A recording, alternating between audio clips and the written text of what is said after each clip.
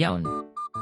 What's up mga kabalen, part 8 na pala tayo, konting kembot na lang malapit nang matapos ang aming munting dream house. Sa mga patuloy na nanunood, maraming salamat sa inyong pinapakitang suporta, kahit di man tayo sikat charizes, hahaha. Sa last part ng video natin, natapos na ang mga electrical wirings, at nalagay na ang mga ilaw at kisam.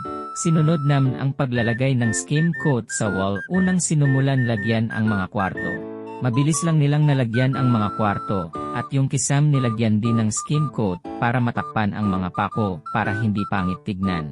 We decide na ipa-skim coat ito, upang makatipid sa pintura, lalo na ngayon ang mahal na ng pintura.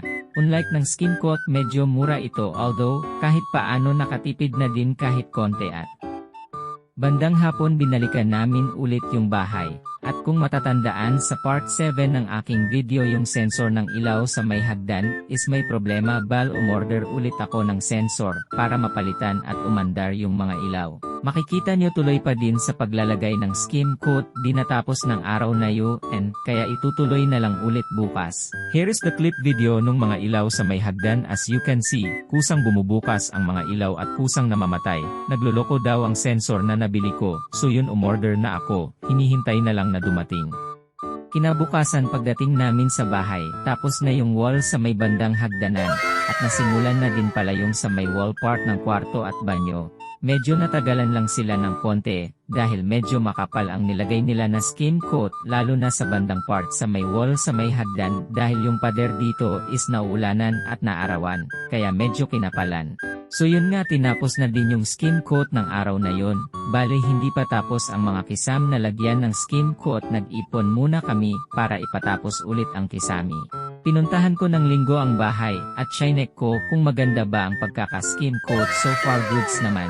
Linggo lang ako nakakapasyal ng matagal sa bahay, dahil yun lang ang araw ng aking pahinga, day off ganun. At yun araw na ulit ng trabaho. Sorry dahil medyo malabo ang video, di ko na nagawang videohan pa dahil busy sa trabaho. So yung isang gumagawa na ang nag-video at sinend na lang sa messenger ko yung video. Inuna muna nilang nilagyan ang kisami ang first floor ng skim coat ang loob bago yung pader. Ginagrinder ang pader sa may hagdan dahil raw ang pagkakaplatada para di magasto sa skim coat at tipid sa pintura. Bandang hapon chinek namin yung mga gumagawa, natapos na palalagyan ng skim coat ang kusina, at yung pader sa may hagdan nilalagyan na ng skim coat ang dining area, at ginagrinder and man ang pader sa may sala. Fast forward, natapos na ang skim coat, at nagsimula na din sila mag-tiles.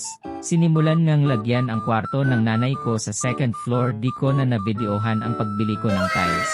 Nabili ko lang ito dito din sa Apalit sa Lucky Home Ceramic, Apalit Pampanga branch. Hindi po ito sponsored, cherries, baka naman. So yun, binili ko ito noong December 11, 2023. House update lang tayo. As of now is medyo magulo pa, dahil kakatapos lang nila mag-skim coat sa loob ng bahay. Mabilis lang silang naglagay ng skim coat, inabot lang isang araw ang pag-skim coat. Sa may kusina naman is halati lang ang nilagay kasi maglalagay din ng tiles sa lababo. So yun, hindi pa nalagyan ng kisami ang banyo, pending muna. So yun, akyat tayo at tingnan natin kung ano na ang update ng mga tiles na nalagay. Lagyan nila ng papel yung bawat step ng hagdan para di madumihan sa pag-skim coat nila. Yung tiles sa may hallway is black ampersand gold para mukhang social, hahaha. At yun, nalagyan na din pala ang kwarto ko. Ang ganda talaga ng black na tiles. Di ko sure kung kayo nagaganda ba or hindi, pero para sa akin super goods ang napili ko, at satisfied naman ako sa outcome. Kung titignan nyo, nagre-reflect ang mga ilaw sa tiles.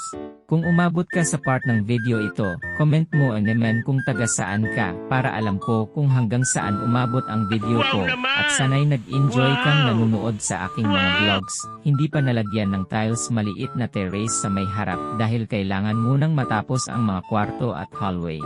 Then next following days is patapos na ang paglalagay ng tiles sa mga kwarto. Nasa 75% finish na tayo ng aming munting bahay.